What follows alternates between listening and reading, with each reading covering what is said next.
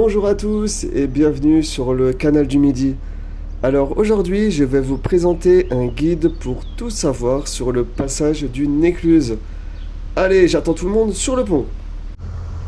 Nous sommes à bord d'une péniche hollandaise et sommes en approche de l'écluse du Bagnas à Agde.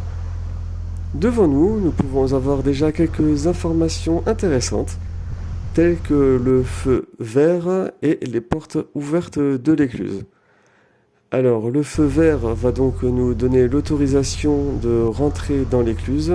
Si ce n'était pas le cas, donc normalement, il y aurait le feu rouge si l'écluse est bien sûr équipée d'un feu de signalisation. Dans ce cas, ou dans celui d'un feu rouge couplé à une porte fermée, vous ne devez pas stationner devant les portes de l'écluse.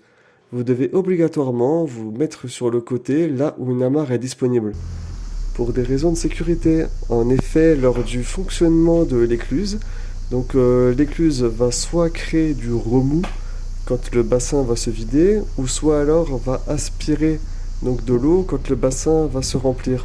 Cela a de grandes chances de déstabiliser votre bateau et de vous mettre dans une mauvaise posture. La deuxième raison est donc une raison pratique. Forcément, si l'écluse est en fonctionnement, c'est que peut-être un autre bateau est en train de profiter de l'écluse. Et donc, il faut lui laisser la place pour pouvoir sortir de l'écluse avant de vous pouvoir rentrer à l'intérieur. Ici, je vais vous montrer une technique simple pour accrocher la corde de votre bateau au taquet. Alors, vous passez la boucle dans la partie intérieure du taquet, puis faites-la glisser sur les deux extrémités du taquet. Ainsi, la corde ne pourra pas partir et vous pourrez facilement la changer d'emplacement. Maintenant que la corde est correctement attachée à notre bateau, voyons comment s'amarrer dans une écluse. Idéalement, passez votre corde sous votre bastingage, puis faites uniquement un demi-tour autour de la bite d'amarrage. Je précise une deuxième fois, juste un demi-tour autour de la bite d'amarrage afin que votre corde forme un U. Il ne faut surtout pas ni faire de nœud, ni faire de tours supplémentaires. Ceci serait extrêmement dangereux car dans le cas d'une descente, votre bateau se retrouverait pendu à l'écluse. Dans le cas d'une montée, vous n'arriveriez pas à tirer sur votre corde pour la faire coulisser et votre bateau irait taper la porte du fond ou un autre bateau. Alors, petit cours basique sur le fonctionnement d'une écluse. Alors, une écluse est composée de chaque côté de deux portes qui sont donc hermétiques et deux ventelles. Alors, les ventelles sont toujours immergées et c'est ces ventelles qui vont permettre de soit vider ou soit de remplir le bassin.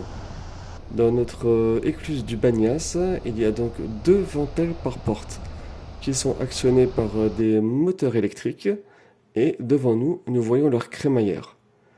Les crémaillères sont en train de se lever, ce qui permet aux ventelles de s'ouvrir et donc à l'écluse de se remplir. Attention, cela crée du remous dans l'écluse, il faut donc bien tenir le bateau. Ça y est, le niveau de l'écluse a bientôt atteint le niveau du canal.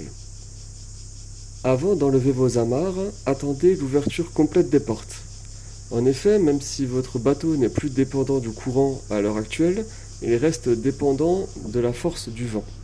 Les portes de l'écluse sont fragiles et pourraient occasionner des dommages à votre navire.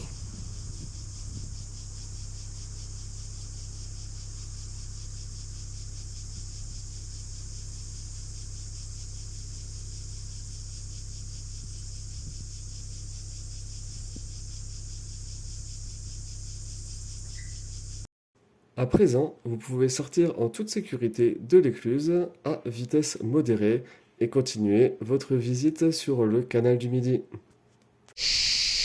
Allez, merci d'avoir visionné cette vidéo. J'espère que vous aurez appris plein de nouvelles choses et je vous dis à bientôt sur le canal du Midi ou sur la mer. Bye bye!